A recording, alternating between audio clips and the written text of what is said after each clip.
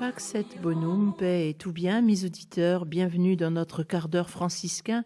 Nicole à ce micro pour, avec vous, évoquer à travers l'œuvre de Julien Green la biographie, l'histoire de François. Julien Green qui, aussi passionné d'histoire, va puiser dans les sources de l'époque pour nous présenter le visage de ce frère universel, François d'Assise. Dans ce livre que écrit Julien Green, c'est vraiment la synthèse de tout ce qu'on sait historiquement, en tout cas, sur la vie de François d'Assise. Nous avons vu un petit peu le contexte, l'époque, et je vous propose très brièvement aujourd'hui d'écouter tout d'abord une présentation de la ville d'Assise, qui n'est ni une ville noire ni une ville blanche, toute blanche, c'est-à-dire où, oui, il y avait de la piété, mais aussi beaucoup de débauche et de perversion. Et puis, avant de vraiment découvrir les pas de François, eh bien, resituer bien sûr son enfance à travers aussi la position de son père, qui était donc drapier, et qui va l'éduquer pour en faire de lui un noble commerçant. Écoutons. Ville mystérieuse que cette Assise où dormaient les fantômes d'époques révolues.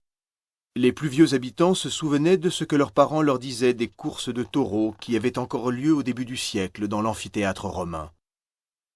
Une fin de bataille et de révolte habitait au cœur de cette humanité sans cesse à reconquérir par l'idéal chrétien.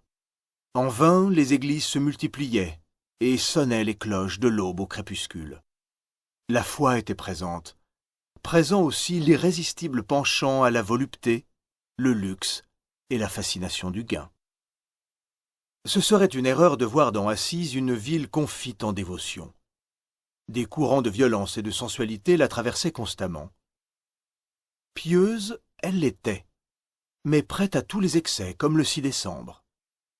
À l'époque de François Bernardone, elle comptait 2300 foyers, soit 22 000 habitants pour une ville plus petite d'un tiers que la ville de nos jours. C'était une ville populeuse, d'autant que s'y ajoutaient les monastères et la garnison allemande, non recensée. Ville énigmatique que cette Assise qui semblait poussée à la surface du sol par une ville romaine souterraine dont elle avait usurpé la place. Les vestiges de la communauté païenne étaient partout, comme s'ils guettaient le moment de prendre leur revanche. Les églises avaient été édifiées sur les ruines des temples, où, avant les Romains, les Étrusques adoraient leurs dieux. Sainte-Marie Majeure, la première cathédrale, s'élevait sur le temple d'Apollon. Minerve, devenue chrétienne, bon gré mal gré, gardait ses colonnes corinthiennes dont le jeune Goethe tombera amoureux. San Rufino était issu des fondations de la Bonne Mère, adorée sous le nom de Gaïa, la terre. Tel monastère se dressait sur le spectre d'Hercule, tel autre sur celui de Mars. Sans doute il en était de même dans toute l'Italie. Mais dans Assise, qui allait connaître un grand délire évangélique, le ferment des croyances primitives travaillait encore pour éclater tout à coup d'une manière violemment paradoxale. Une fois l'an, à l'heure des vêpres, les cloches de l'après-midi se mettaient à retentir, tandis que des portes de l'amphithéâtre ouvertes s'élançait un taureau furieux, ivre de rage et de liberté. Symbole de l'instinct sexuel déchaîné, il fonçait droit dans les rues, accueilli par des cris d'effroi et de secrets plaisirs. Cela pouvait être si amusant, le frisson de la peur. On se sauvait dans les maisons. On jetait du haut des fenêtres des fleurs aux monstres affolés dont les cornes faisaient la chasse à l'homme jusqu'au crépuscule dans les clameurs. Alors, des jeunes gens l'attaquaient avec leurs épées et le mettaient à mort au dernier rayon du soleil devant les portes de San Rufino.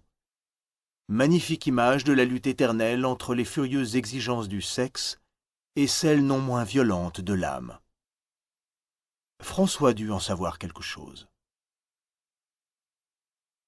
Il y avait chez l'Assisiate un fond de sauvagerie atavique.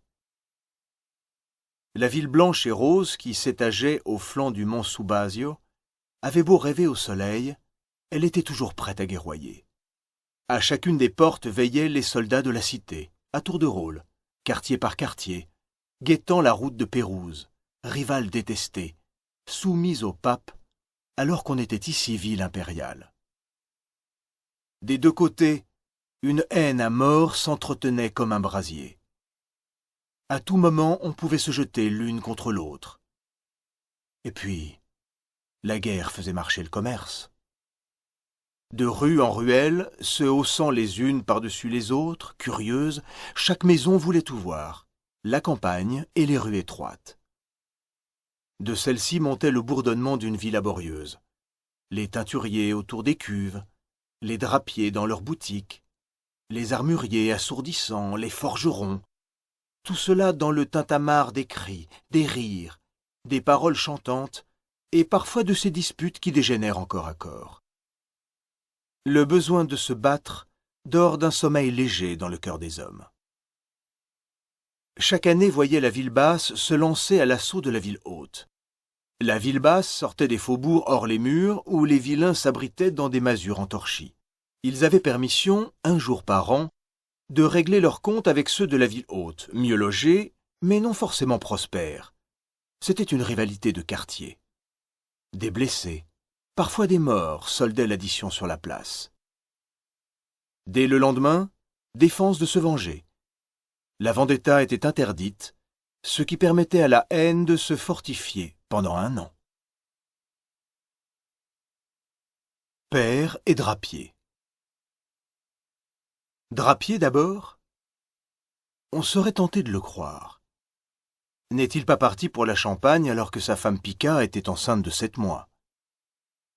En vain, on s'était efforcé de retarder son voyage, mais les affaires sont les affaires. En Italie régnait la famine.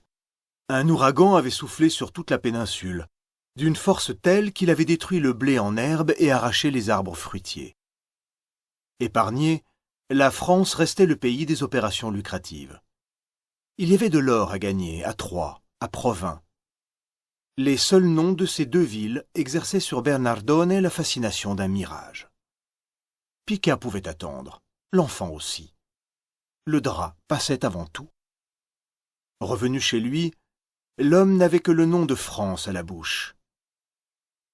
Si l'on avait faim dans le pays, on ne manquait pas à la maison de Bernardone.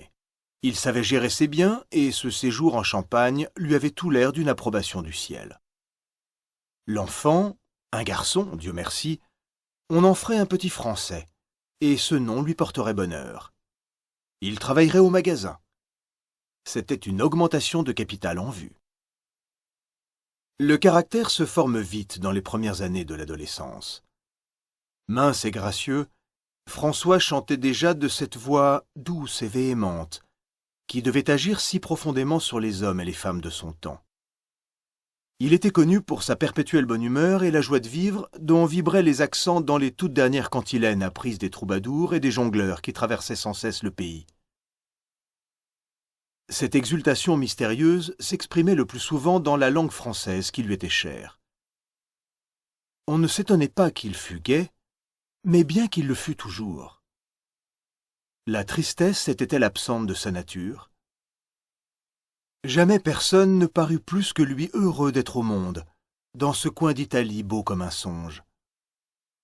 Si les cieux racontaient la gloire de Dieu dans les profondeurs du ciel nocturne, à coup sûr les prés, les bois et les rivières prenaient le jour la suite de ces louanges dont s'emplissait le cœur du Jouvenceau. N'y avait-il pas d'ombre sur cette vie? Les déboires de santé ne l'affectaient guère. Il se trouvait toujours quelqu'un pour s'occuper de lui dans la belle maison de ses parents. On le gâtait. Il était si affectueux. Plusieurs fois, sans doute, son père l'emmena avec lui en France, car il est évident que si Bernardone voulait en faire un drapier, il devait mener son garçon là où il pourrait faire son apprentissage, lui faire tâter du drap de tous les pays et le familiariser avec le monde des marchands. D'autre part, l'amour que François portait à la France ne pouvait être uniquement dû au récit de son père. On n'a pas un attachement aussi fort pour un pays qu'on n'a jamais vu. Il s'était francisé dans ses voyages. 2 fois par an, à l'époque des grandes foires, on se réunissait en caravane à une dizaine de voyageurs.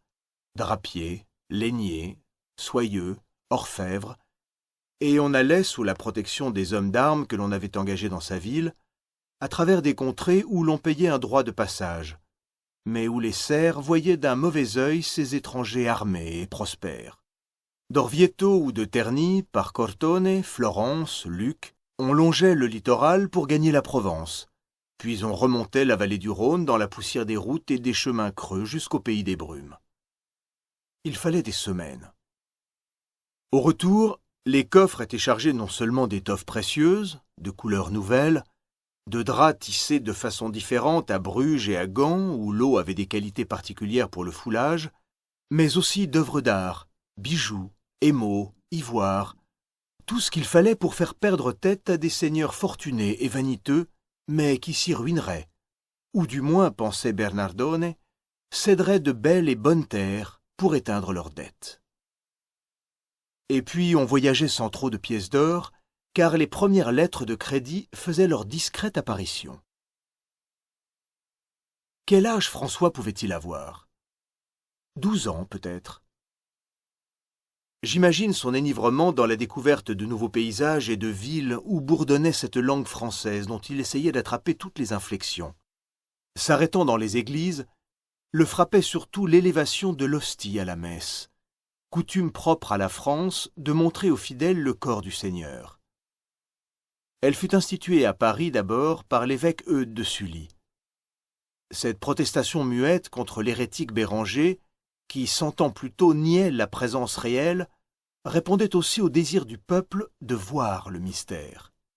Et c'était là une de ces secrètes rencontres entre Jésus et François, qui devait un jour jeter le prédestiné sur les traces du Sauveur.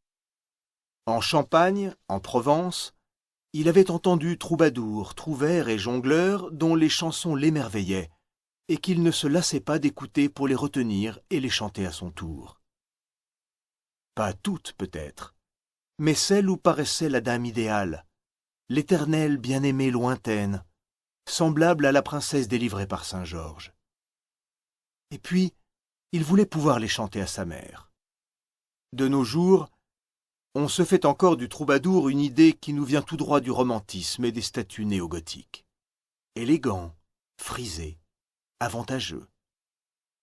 Les hippies nous fourniraient une image plus proche de la vérité, car il y avait de tout parmi ces vagabonds musiciens.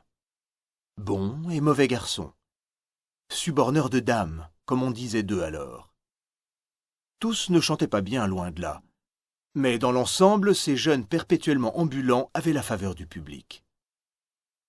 C'était la poésie qui passait à travers les banalités de la vie quotidienne, la jeunesse libre et aventureuse, parfois bien reçue chez les riches et les puissants du jour pour quelques ritournelles ou quelques chants amoureux.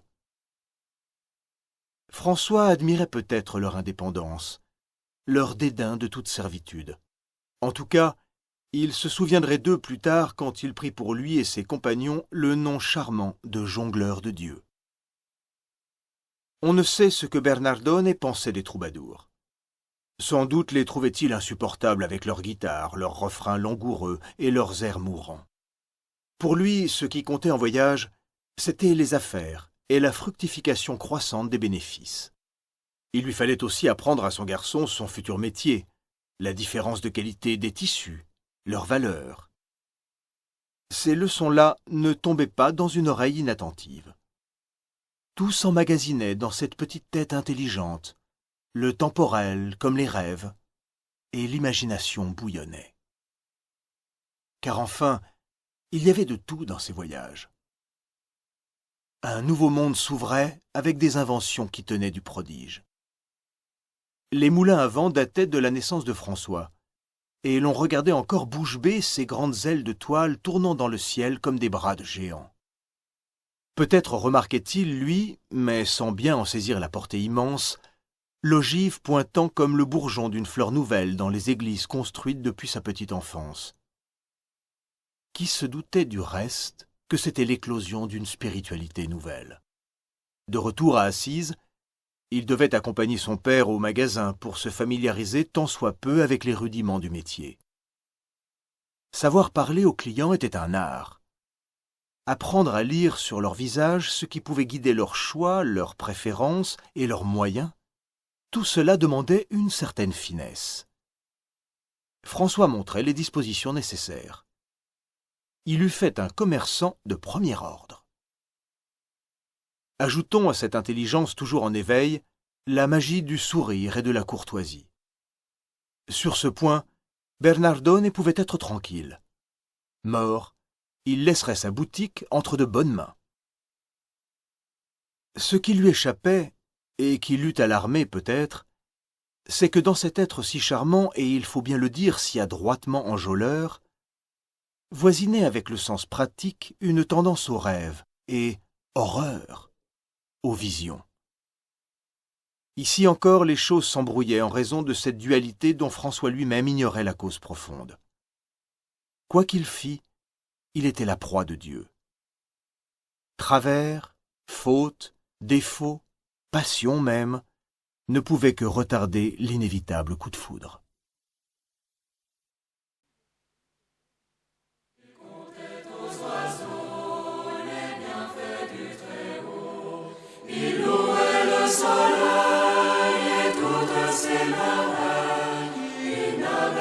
Amis auditeurs, ainsi se conclut l'émission de ce jour. Je vous donne rendez-vous la semaine prochaine, toujours dans notre émission Pax et Bonum, dans cette série spéciale Frère François avec Julien Green, dans ce récit que nous essayons petit à petit de décortiquer.